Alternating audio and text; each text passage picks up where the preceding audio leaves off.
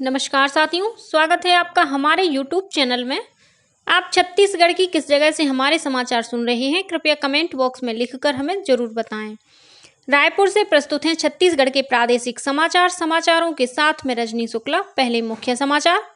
प्रधानमंत्री नरेंद्र मोदी ने भोपाल में भाजपा के मेरा बूथ सबसे मजबूत कार्यक्रम में पार्टी कार्यकर्ताओं से संवाद किया। छत्तीसगढ़ में भी अनेक स्थानों पर भाजपा के नेताओं और कार्यकर्ताओं ने प्रधानमंत्री के संबोधन को सुना। रायपुर में हुई यूनिफाइड कमांड की बैठक। सुरक्षा बलों को निर्देशित किया कि नक्सल विरोधी अभियानों में स्थानीय ग्रामीणों को असुविधा नहीं होनी चाहिए। सुकमा जिले में कल सुरक्षा बलों के साथ हुई मुठभेड़ में एक माओवादी मारा गया। और प्रदेश में नगर पालिकाओं और त्रिस्तरीय पंचायतों में 198 रिक्त पदों के लिए कल मतदान हुआ। अब समाचार विस्तार से। प्रधानमंत्री नरेंद्र मोदी ने कहा है कि देश में लोगों को यूनिफॉर्म सिविल कोड के नाम पर भड़काया जा रहा है। श्री मोदी ने भोपाल में भाजपा के मेरा बूथ सबसे मजबूत कार्यक्रम में कार्यकर्ताओं से संवाद करते हुए कहा कि भारत के संविधान में भी नागरिकों के समान अधिकार की बात कही गई है। सुप्रीम कोर्ट भी कह रही है कि कॉमन सिविल कोड लाओ। मेरा बूथ सबसे मजबूत अभियान के तहत श्री मोदी ने कल देश भर की 543 लोकसभाओं से 10 लाख और मध्य प्रदेश के 64,000 से अधिक बूथों के कार्यकर्ताओं को संबोधित किया।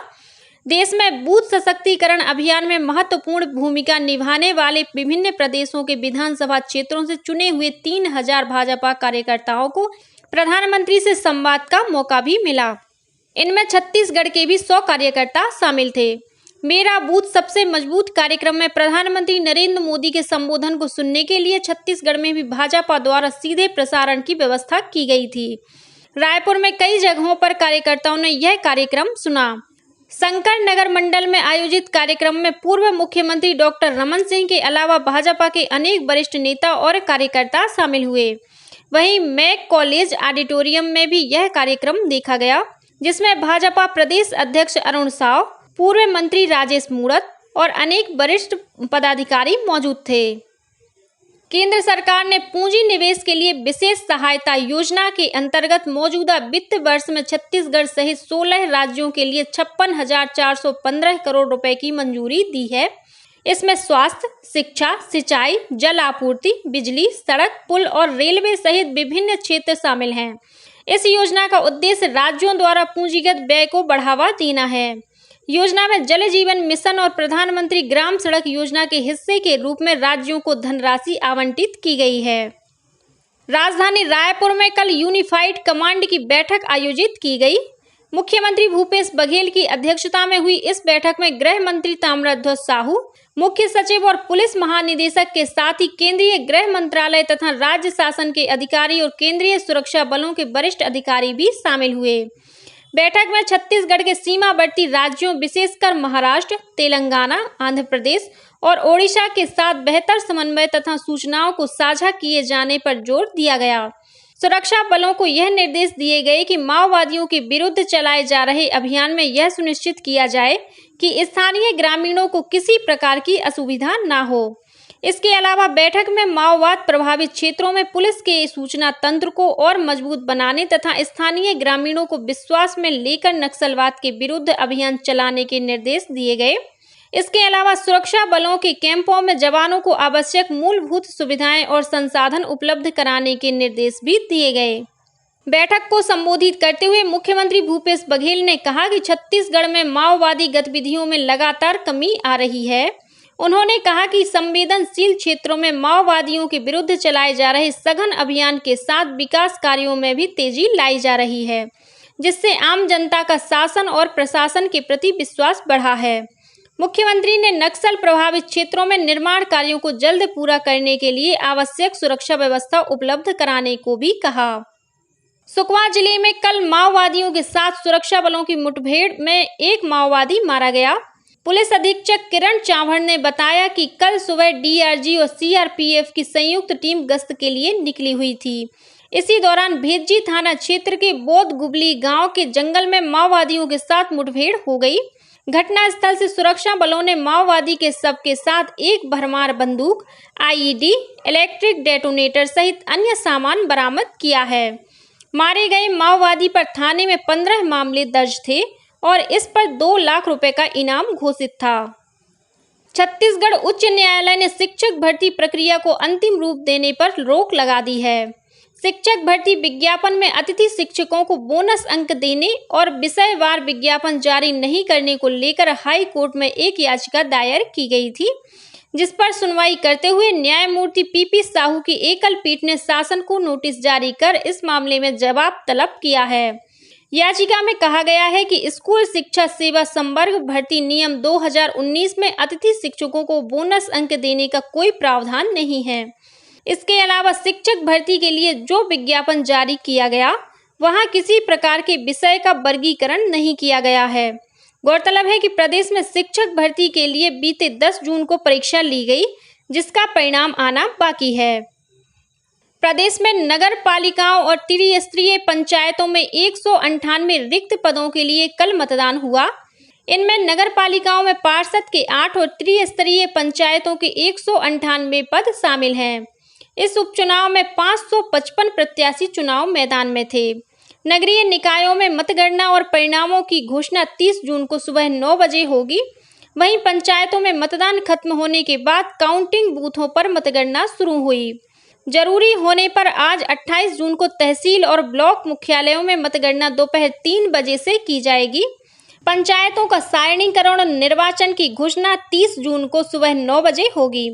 विकासखंड मुख्यालयों में पंच, सरपंच और जनपद सदस्य के परिणाम घोषित होंगे। वहीं जिला मुख्यालयों में जिला पंचायत सदस्य के चुनाव परिणाम घोषित किए जाएंगे। छत्तीसगढ़ में स्कूल शिक्षा की गुणवत्ता को बढ़ाने के लिए विश्व बैंक ने 2460 करोड़ रुपए मंजूर किए हैं। इस राशि से 600 मॉडल स्कूलों के विकास और संचालन में मदद मिलेगी। साथ ही गुणवत्तापूर्ण बुनियादी सुविधाओं के साथ सीनियर सेकेंडरी स्कूलों में विज्ञान और वाणिज्य की शिक्षा को बढ़ावा दिया जाएगा। इस परियोजना से गरीब और कमजोर वर्ग से आने वाले प्रदेश के करीब 40 लाख बच्चों को लाभ मिलेगा। वर्ल्ड बैंक की इस परियोजना से कक्षा 1 से 12वीं तक के लगभग 600 मॉडल स्कूलों के विकास और संचालन में मदद मिलेगी। छत्तीसगढ़ विधानसभा के मानसून सत्र में भारतीय जनता पार्टी कांग्रेस सरकार के खिलाफ अविश्वास प्रस्ताव लाने की तैयारी में है। यह सत्र 18 से 21 जुलाई तक प्रस्तावित है। भाजपा विधायक दल की रायपुर में हुई बैठक में यह निर्णय लिया गया। बैठक के बाद नेता प्रतिपक्ष नारायण चंदेल ने बताया कि अविश्वास प्रस्ताव के माध्यम से भाजपा छत्तीसगढ़ की मूलभूत समस्याओं और भ्रष्टाचार को जनता के सामने लाएगी।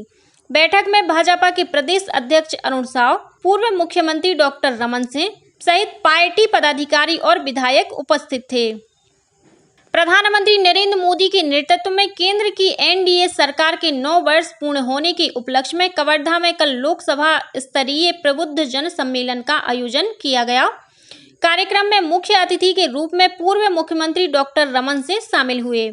सम्मेलन में राजनांदगांव सांसद संतोष पांडे, पूर्व मंत्री चंद्रशेखर साहू, भाजपा जिलाध्यक्ष अनिल सिंह ठाकुर सहित अनेक भाजपा कार्यकर्ता और समाज के प्रतिनिधि शामिल हुए। प्रधानमंत्री नरेंद्र मोदी के नेतृत्व में केंद्र की एनडीए सरकार के 9 वर्ष पूर्ण होने के उपलक्ष्य में आज 28 जून को राष्ट्रीय प्रौद्योगिकी संस्थान एनआईटी रायपुर में नया भारत उत्सव का आयोजन किया जाएगा। रायपुर सांसद सुनील सोनी ने बताया कि इस कार्यक्रम में विकास प्रदर्शनी, 3D रंगोली के माध्यम से केंद्र सरकार की कल्याणकारी योजनाओं का प्रदर्शन किया जाएगा। साथ ही युवा संवाद के माध्यम से शहर के युवाओं के साथ बातचीत की जाएगी। इसके अलावा सांस्कृतिक कार्यक्रमों के साथ ही विभिन्न प्रतियोगिताओं का भी आयोजन किया जाएगा। छत्तीसगढ़ कांग्रेस की नई दिल्ली में आज एक अहम बैठक होगी। पार्टी के राष्ट्रीय अध्यक्ष मल्लिकार्जुन खड़गे यह बैठक लेंगे। बैठक में पार्टी की छत्तीसगढ़ प्रभारी कुमारी शैलजा, मुख्यमंत्री भूपेश बघेल, प्रदेश अध्यक्ष मोहन मरकाम, गृह मंत्री ताम्रध्वज साहू और स्वास्थ्य मंत्री टीएस सिंहदेव शामिल होंगे। मिली जानकारी के अनुसार बैठक में विधानसभा चुनाव के साथ साथ लोकसभा चुनाव की रणनीति पर चर्चा की जाएगी। जांजगीर चांपा जिले के बहेराडीह गांव में स्थित देश के पहले किसान स्कूल में छत्तीसगढ़ी कवि सम्मेलन का आयोजन किया गया। वरिष्ठ पत्रकार कुंज बिहारी साहू की 48वीं जयंती के अवसर पर आयोजित इस कार्यक्रम में पद्मश्री फुलवासन बाई यादव भी शामिल हुई और उन्होंने महिलाओं को आत्मनिर्भर बनने के लिए प्रोत्साहित किया। मौसम विभाग ने अगले 12 घंटों के दौरान प्रदेश के दुर्ग और बालोद जिले में 1-2 स्थानों पर भारी बारिश और राजनांदगांव जिले में कुछ स्थानों पर अति भारी बारिश होने की चेतावनी दी है। मौसम विभाग के अनुसार प्रदेश में आज अनेक स्थानों पर हल्की से मध्यम वर्षा हो सकती है। हालांकि मौसम विभाग ने आज से प्रदेश में वर्षा में कमी आने की संभावना व्यक्त की है। साथ ही अधिकतम तापमान में भी वृद्धि संभावित है। अंतर्राष्ट्रीय क्रिकेट परिषद (आईसीसी) ने कल पुरुष क्रिकेट विश्व कप 2023 के कार्यक्रम की घोषणा कर दी है। विश्व कप की शुरुआत 5 अक्टूबर को अहमदाबाद में इंग्लैंड और न्यूजीलैंड के बीच मुकाबले के साथ होगी। विश्व कप का फाइनल मैच 19 नवंबर को अहमदाबाद में खेला जाएगा। मेजबान भारत अपने अभियान की शुरुआत 8 अक्टूबर को चेन्नई में ऑस्ट्रेलिया के खिलाफ करेगा। भारत पाकिस्तान मैच 15 अक्टूबर को अहमदाबाद में खेला जाएगा। दोनों टीमों के बीच आखिरी मुकाबला 2019 विश्व कप में मैनचेस्टर में हुआ था, जिसमें भारतीय टीम ने पाकिस्तान को हराया था। विश्व कप में कुल 10 टीमें हिस्सा लेंगी। भारत, पाकिस्तान, इंग्लैंड, ऑस्ट्रेलिया, दक्षिण अफ्रीका, न्यूजीलैंड, अफगानिस्तान और बांग्लादेश पहले ही क्रिकेट विश्व कप सुपर लीग के माध्यम से क्वालिफाई कर चुके हैं। 18 जून से 9 जुलाई तक जिम्बाब्वे में हो रहे क्वालीफायर मुकाबले से 2 और टीमें इसमें जुड़ेंगी। विश्व कप के मुकाबले 40 दिनों में 10 स्थानों पर होंगे। ये शहर हैं हैदराबाद, अहमदाबाद, धर्मशाला, दिल्ली, चेन्नई, लखनऊ, पुणे, बेंगलुरु, मुंबई और कोलकाता। और अब कुछ अन्य खबरें संक्षेप में। केंद्र सरकार ने बाजार में आयातित दाल आने तक बफर स्टॉक से अरहर दाल की चरणबद्ध तरीके से आपूर्ति करने का निर्णय लिया है। यह कदम उपभोक्ताओं को किफायती दर पर अरहर दाल उपलब्ध कराने के लिए उठाया गया है। श्री अमरनाथ यात्रा के लिए दुर्ग रेलवे स्टेशन से कल शिव भक्तों का पहला जत्था जम्मू के लिए रवाना हुआ। श्री अमरनाथ यात्रा 1 जुलाई से शुरू होकर 12 अगस्त तक चलेगी। नशीली दवाओं के दुरुपयोग और अवैध तस्करी के खिलाफ अंतर्राष्ट्रीय नशा दिवस के मौके पर भिलाई के सेंट थॉमस कॉलेज के एनसीसी कैडेट्स द्वारा जागरूकता अभियान चलाया गया। जांजगीर चांपा जिले के हथनेवरा गांव में कल 2 मोटरसाइकिलों के बीच हुई टक्कर में चिकित्सक चंद्रेश श्रीवास की मौत हो गई, वहीं 3 अन्य लोग घायल हो गए हैं। और कोरबा जिले में धर्मजयगढ़ वन मंडल के कुदमुरा रेंज में 38 हाथियों का दल पहुंच गया है। इसे देखते हुए आसपास के गांव में ग्रामीणों को अलर्ट कर दिया गया है। इसी के साथ छत्तीसगढ़ के समाचारों का ये बुलेटिन समाप्त हुआ। नमस्कार।